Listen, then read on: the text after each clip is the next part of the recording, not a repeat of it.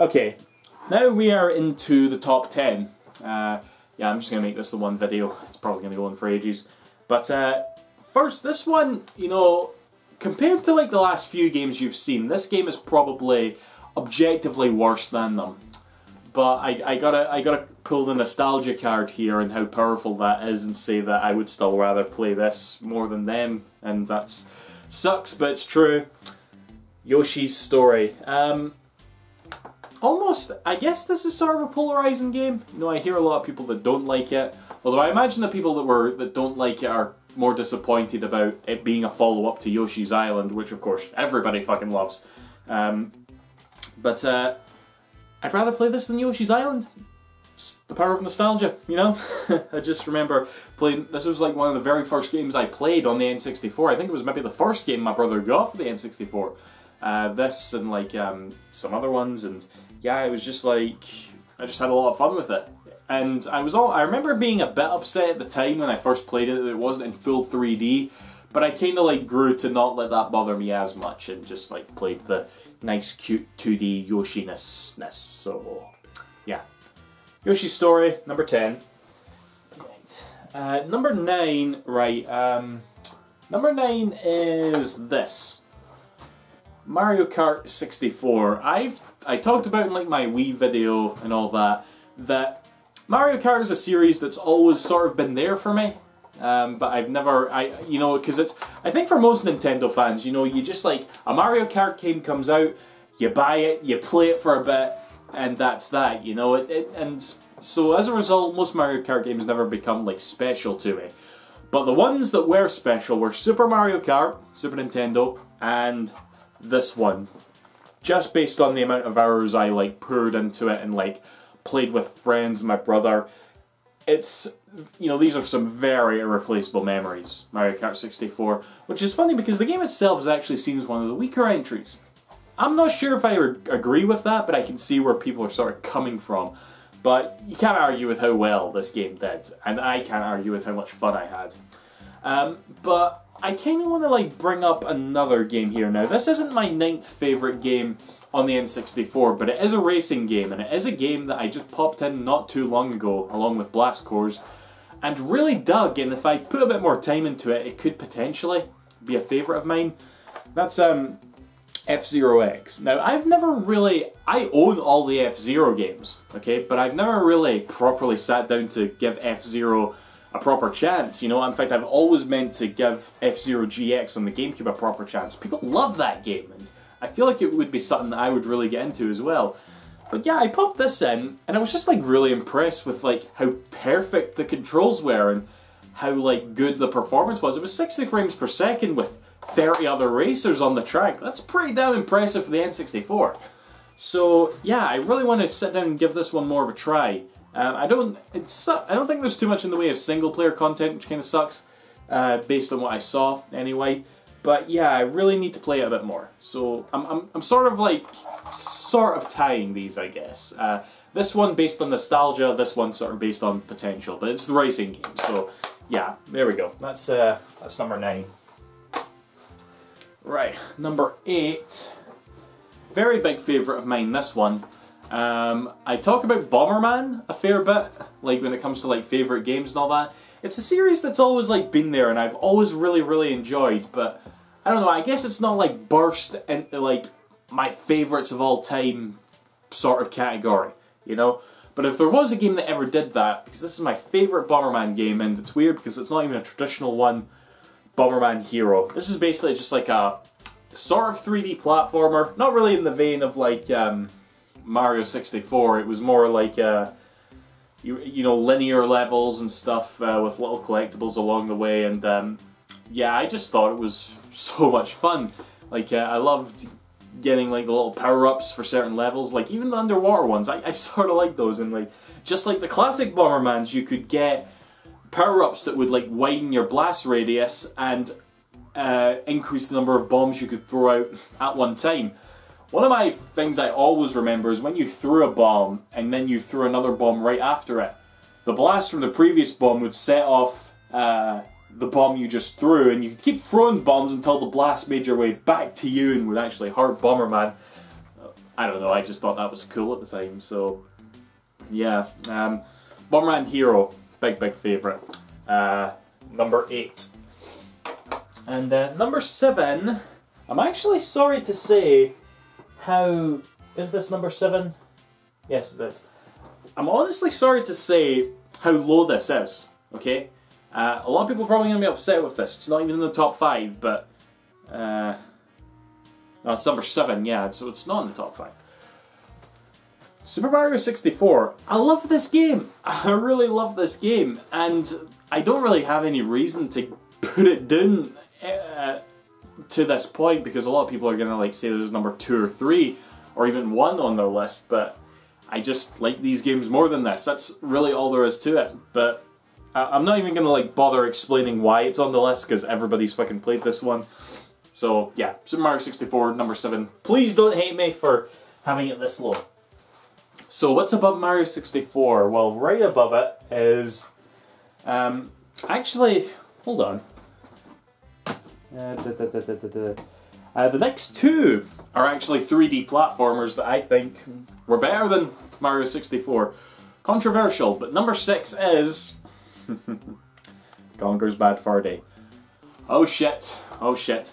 I've done a Let's Play of this game. I remember distinctly, just like... How did I popped this game in, right? I heard it was like one of the like best Nintendo 64 games. And I remember buying it at the time was quite the investment. This was like 30 quid for eBay back like 10 years ago or something. That was a lot for me. You know, Lord knows how high the games went up at this point. But I wasn't actually completely aware that the game was filled with all these film references and indeed all the mature content. So when I got to the first time where, you know, like, I think one of the first mature things that happens is Conker comes out of the pub and he's sick, and you see the sick, and there's just so many, then you finally see like blood and swearing and stuff, and all these movie references. It's like, holy shit, this is unbelievable. This is like pure genius right here. I guess it was like made in response to sort of South Park in the wake of disguising like adult themes and like what looked like kiddie content, but Rare just made a hell of a game on top of it, you know? A hell of a frustrating game, especially near the end of the game. Like, you could definitely just tear your head out. I still have nightmares about the Matrix section. That was utter shite. But everything else just like shines through, and it's like, this is just wonderful. I can't believe this isn't even top 5, but yeah, Conkers Bad Fur. Wonderful, wonderful. It's a shame that the Xbox version was so lackluster, I guess. I don't know. But now we're into the top 5, and number 5 here is another Rare game and the other 3D platformer that I think is better than Mario 64. Banjo Kazooie. Yeah, Banjo Kazooie. Building that up there because I don't think anybody actually likes this game. Like, at least when it's talked about, everybody always sort of talks about it in comparison to the original Banjo Kazooie, which is excellent as well. But I think I'm the only person I know who thinks this one's better. Like, the big criticism of it is that it's really complicated. The world is massive and you're doing like so much shit in all of the levels just to get like the jiggies that you want to collect. One comparison that is often made is like the collecting gets derogatory, I guess. Am I even using the word derogatory right there? Basically everybody hates the collecting. But I'll give you an example of a game that was like that. It was Donkey Kong 64. That is like one of my least favourite N64 games. I've tried to get into it multiple times. Never fucking can. It's just really boring to me, but I felt so accomplished, so like I was going through all these levels and like figuring all this shit out. I love doing that in this one, you know. I think this is so much better than the original. I guess just because I loved how lost you could get in the game. Like, I took that lost in like all the collecting and it just added to my own experience, you know. So I'll always like this more than I'll like the original. Even though, again, I've probably played more of the original, and depends on what type of mood you're in as well. But in terms of overall favourite, I'm going with 2A, definitely. Okay, next up for number 4, we have I've talked about this, let me think here. Yeah, I've done Wii, I've done GameCube, not done Wii U, but I've talked about this series a fair bit. Super Smash Brothers. Before Smash Brothers for Wii U, this was my favourite Smash game, just purely based on the nostalgia and purely based on like the fun memories, okay? It was like Mario 64, only it meant a bit more to me, you know? I just loved like how simplistic it was, and again, the competitive scene for Smash has like grown over the years, and I'm amazed at what sort of game this actually was, you know, that you could make of it, basically. I didn't know that. Like, I would just always play as Link, because I was such a big fan of Zelda at the time. I was like, oh look, Link can throw his bombs and shit, that's amazing. Or I would play as Pikachu, because we were all obsessed with Pokemon. Or I would play Ness, and I was like, who the fuck is Ness, you know? It was, it's a very standard explanation as to why I like this, okay? Basically, that explanation I just gave, that's everybody's experience with Smash, isn't it? Nobody knows who Ness was, everybody just wants to play as Pikachu. Even now, because he's a top tier, isn't he? But yeah, that's I'm just echoing it. I love Smash Brothers, and I love this game. It's number 4 on my list. Absolutely. Right, so number 3 here, okay, Paper Mario. I remember first playing this on the Wii Virtual Console because I'd played Thousand Year Door, and I played Super Paper Mario before I'd played this, and you know, Paper Mario really quickly became one of my favourite franchises, and I finally got around to this, and it did not disappoint, you know? It's like, you know, it's funny because it's number 3 on this list, which is obviously very high, but I almost want to say I don't like it as much as I did Super Paper Mario. I know that sounds really weird, but I kind of do, because I played this, and it almost felt like a lesser Thousand Year Door, you know? Which made sense because obviously it came first, and Thousand Year Door really built a lot on top of like what this game established. But what here is already like really, really solid, you know? Just like, you know, you're going through the worlds, and you've still got like the partners in this game. It really is just Thousand Year Door, only just slightly less, and that's really all I can say about it, but that's enough to get it top 3, quite frankly. So yeah, there you go. Paper Mario. Okay. Now, number 2. Number 2 surprises me, by the way. Because I knew I loved this game. I loved it a lot. But I didn't think I loved it as much as number 2 on my N64 list. But, fuck it. Goldeneye 007. This game is still good!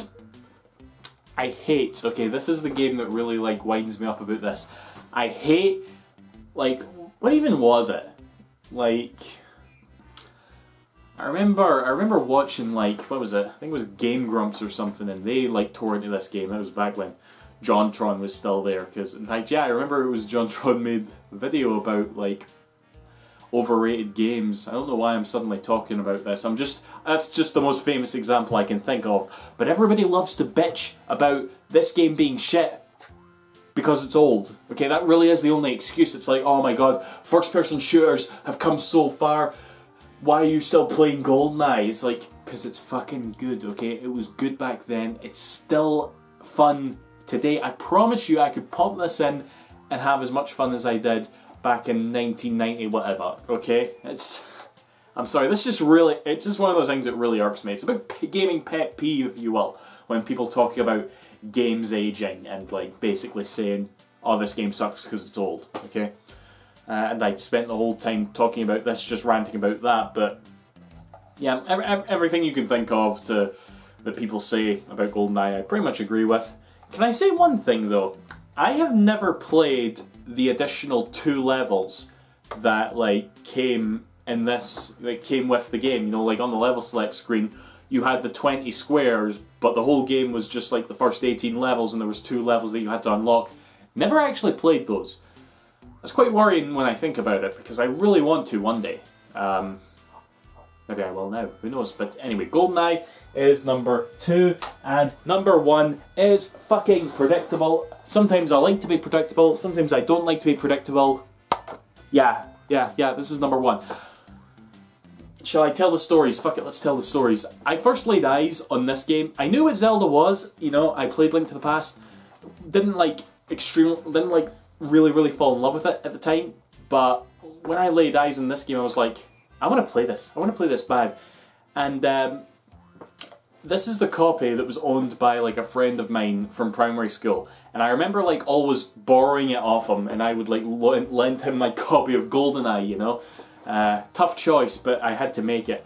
And I even remember beating it before he did, and I remember going up to him the day I beat it. He was actually climbing on top of this like fairly high fence, you know, like we were little kids at the time. He was up on this fence, and I'm like, alright man, I beat Zelda. And he was like, you know, he like staggered off the fence to the ground. It looked like he fell off, but I think he meant it. And he ran up to me and was like, did you beat it? And I was like telling him about the final boss and all that. That is definitely a great memory I have of Ocarina of Time. But again, everything I could say that I love about the game is just stuff you've heard a million times before. Majora's Mask is sort of a different beast though. Even though I like Ocarina a bit more than this is still like probably a top 5 Zelda for me at this point. And it took so long for it to become a top 5 Zelda game, because I would always like, I can think of distinct points throughout my life that I would try to play Majora's Mask and get into it and couldn't, because I was a really big detractor of the 3D mechanic, which a lot of people really don't like. I hated it too. I could not understand the appeal of it, but I think through like seeing so many people talk about it, like you know, seeing like certain side quests getting activated and just gradually understanding more and more how the game was supposed to be played. You know, you're not really supposed to play it like Ocarina of Time. And maybe that was my problem. Something really did, a switch really was just flicked in my head, and it was like, oh my god, Majora's Mask is brilliant. I remember when that switch was flicked, I played through Majora's Mask 100%, and I immediately did it again. That's really rare, and this was in like past 5 years or something. I was just like, oh man, what the fuck, I love this game now. It really was that instantaneous, it's bizarre. So yeah, predictable as fuck, Zelda is number 1. But yeah, that's the N64 Top 20, guys. See yous after, thank you for watching, bye bye.